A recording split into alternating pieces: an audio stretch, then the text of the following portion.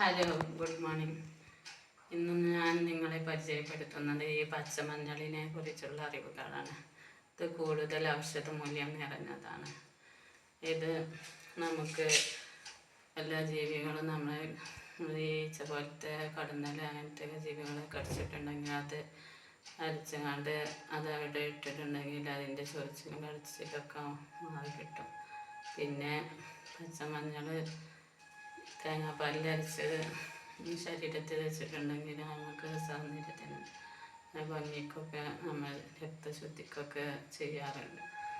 പിന്നെ ഇത് പച്ചമഞ്ഞൾ നമ്മൾ കൂടുതലായിട്ട് കറിയിൽ ഉണക്കി പൊടിച്ചാണ്ടാണ് ഉപയോഗിക്കാറ്.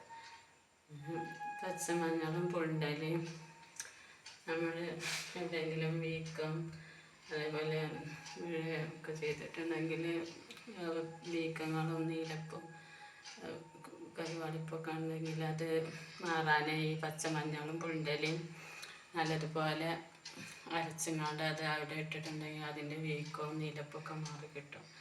അതേപോലെ എവിടെയെങ്കിലും ഒടിവ് ചതവ് അങ്ങനെയൊക്കെ ഉണ്ടെങ്കിൽ പച്ചമഞ്ഞളും പുണ്ടലയും അരച്ചങ്ങാണ്ട് അതൊരു കിഴിയാക്കിയാണ്ട് വെള്ളത്തിൽ തിളപ്പിച്ചങ്ങാണ്ട് ആ വെള്ളം ഉപ്പിട്ടങ്ങാണ്ട് ആ ഭാഗത്ത് എവിടെ നമുക്ക് ഒടിവ് ചതവൊക്കെ ഉണ്ടെങ്കിൽ അത് ശീല വെച്ചങ്ങാണ്ട് ഉപ്പിയെടുക്കുക, ഉപ്പ് ആ ആവി കൊള്ളിക്കുക. എന്നാൽ നമുക്ക് അങ്ങനത്തതൊക്കെ നമുക്ക് ആശ്വാസം കിട്ടും.